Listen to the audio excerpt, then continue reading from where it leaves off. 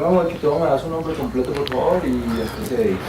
Yo me llamo Eduardo Baena Restrepo, soy médico psiquiatra de Pereira. Entonces, la primera pregunta, doctor, es: ¿qué motivó la creación de una facultad de medicina en la Universidad Tecnológica de Pereira? Bueno, yo llegué a Pereira después de mi posgrado, cuando ya llevaban como un año en la discusión de la facultad. Participé en las reuniones de la fundación, de cómo debía funcionar y más, pero yo era uno de los pocos pereiranos que pensaba que la facultad no era necesaria que existiera en Pereira. En ese momento en Colombia habían 18 facultades de medicina, que era el mismo número que tenía Francia como país, o que tenía Alemania, y Ascofame no estaba de acuerdo con la creación de nuevas facultades de medicina. Y entonces aquí surgió un movimiento que era como un movimiento cívico, como el movimiento cuando se hizo la Villa Olímpica o cuando se hizo el estadio, en que toda la gente quería, para el orgullo de Pereira, el orgullo como la parte narcisista de Pereira, tener una facultad de medicina en una universidad que era tecnológica. Pero no había ninguna razón real o una necesidad real de crear una facultad de medicina fuera de la satisfacción de los pereiranos de tener una facultad.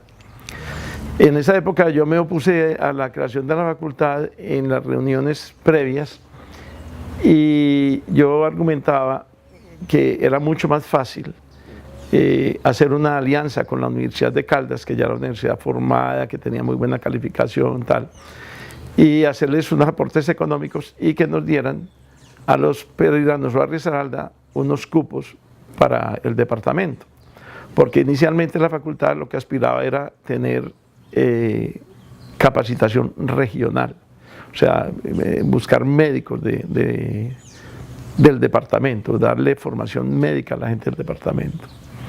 Para eso, como Ascofame se negaba totalmente, y Ascofame, para aceptar una nueva facultad, tenía que tener un programa novedoso.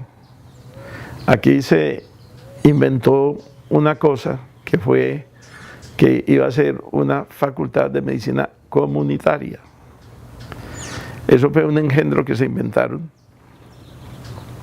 y la facultad se inició siendo una facultad de medicina comunitaria, que rápidamente se tuvo que cambiar el currículum porque eso era un absurdo lo que se estaba planteando y lo que estaba programando.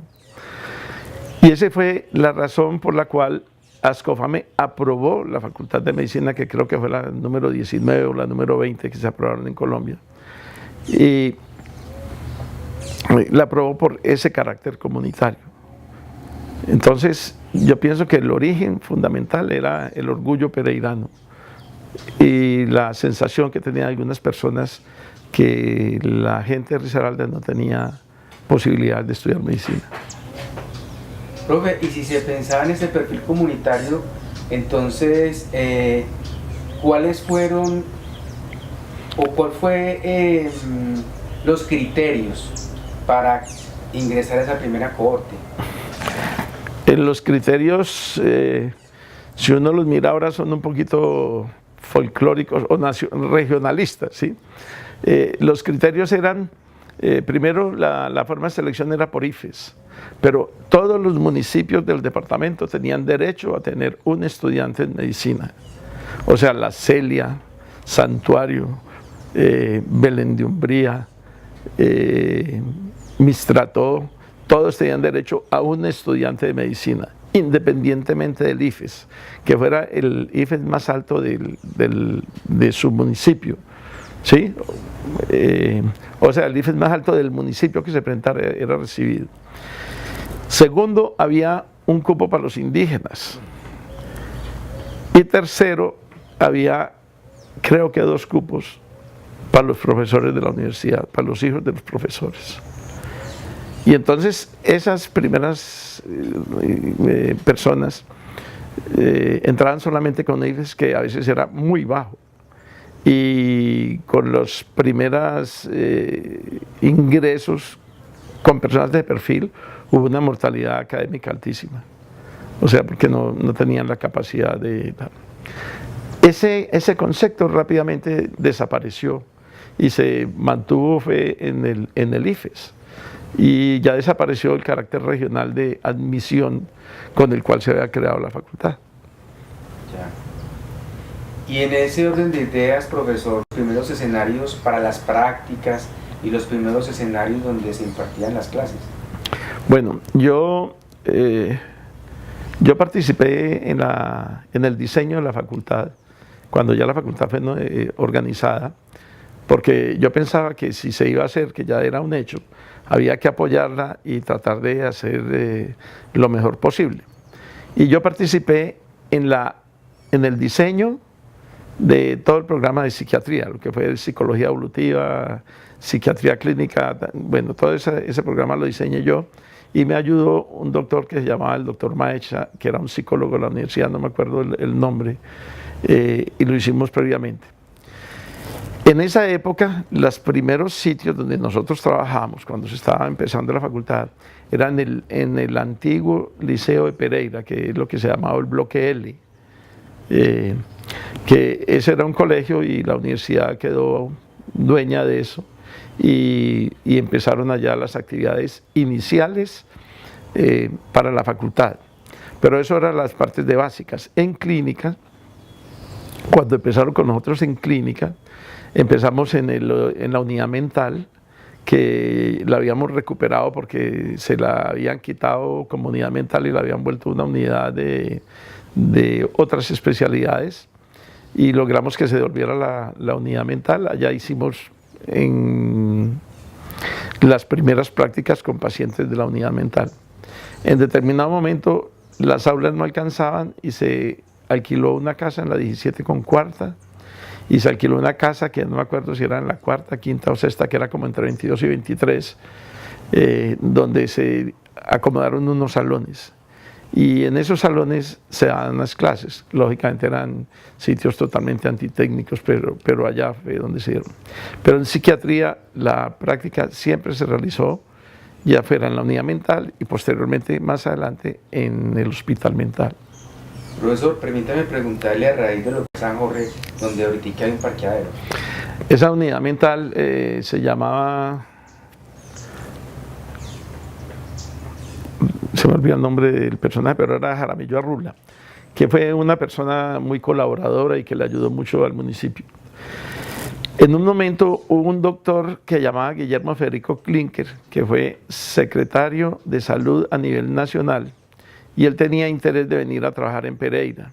Y él, con el ministerio, lograron que el hospital se diera esa zona en comodato con destinación exclusiva para salud mental. Él se llamaba Guillermo Jaramillo Arrula.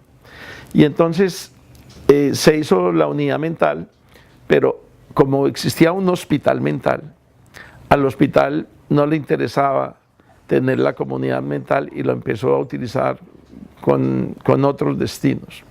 Cuando yo llegué a Pereira, hablé con el doctor que era director del Hospital San Jorge, y le recordé que eso tenía un comodato y que tenía una condición, y que si no nos la dejaban como unidad mental, pues ellos se iban a ir a la cárcel porque era una utilización. ¿Una destinación específica? Sí, tenía destinación exclusiva para unidad mental. Entonces yo logré que nos pasáramos para la unidad mental, parte del hospital mental, y allá empezamos a trabajar. Después vino el terremoto del 79, que ahora hablamos de eso, y en el terremoto del 79 el Hospital San Jorge quedó muy averiado, y nos pidieron que desocupáramos la unidad mental, que nos volviéramos para el hospital mental, para poderla utilizar.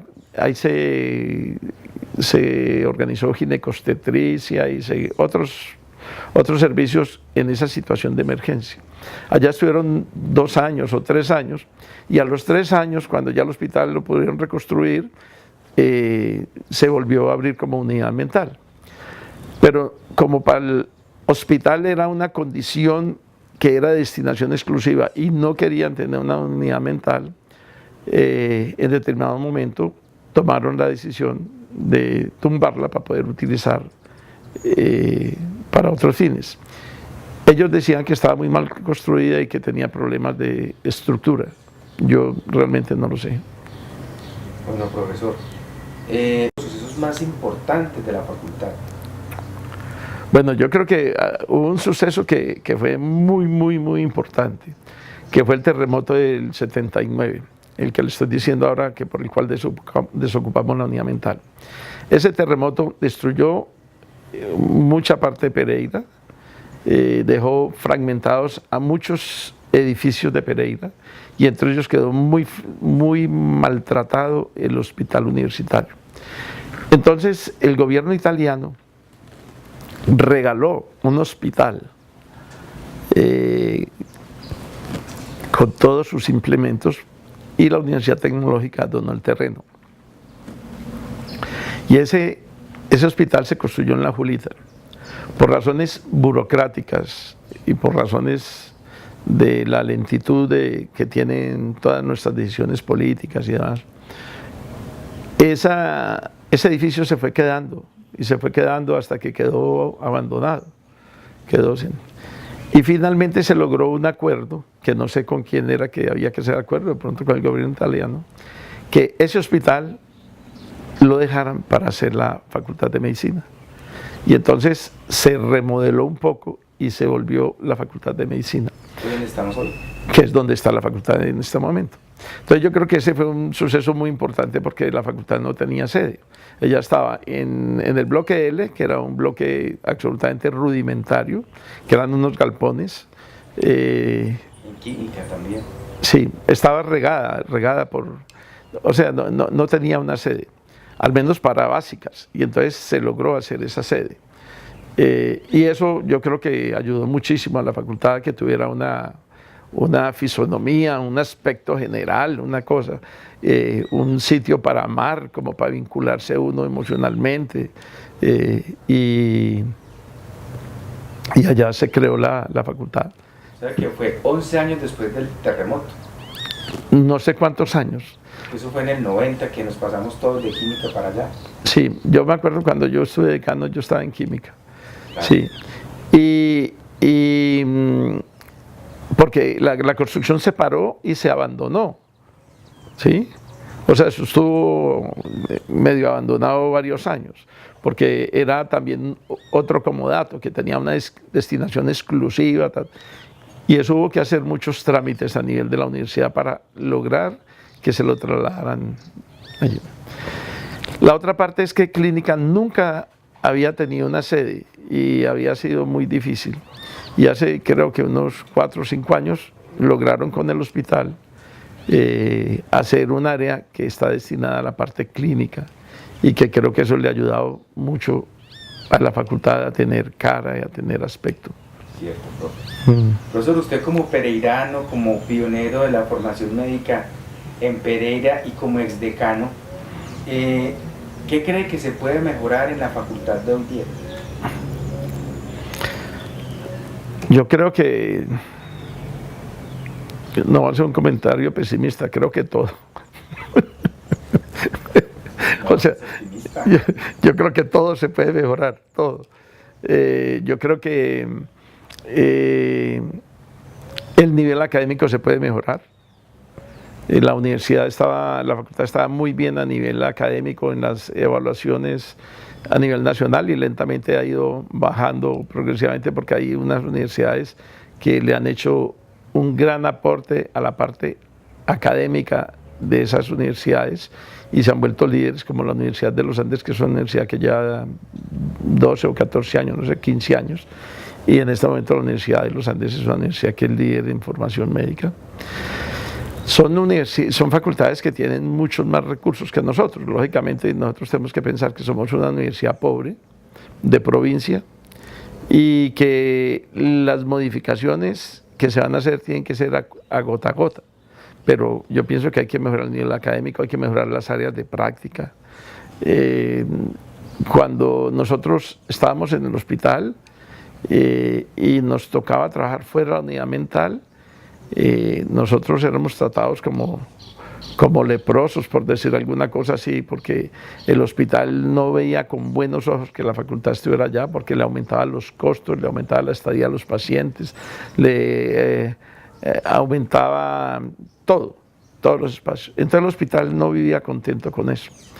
Por ejemplo, la creación de un hospital universitario para la Facultad de Medicina, que lo necesita Pereira, sería buenísimo. ¿Sí? Que hiciera un hospital universitario como tal y que perteneciera como tal o tuviera un vínculo directo con la Universidad Tecnológica dentro de la administración, el diseño, la dirigencia y todo.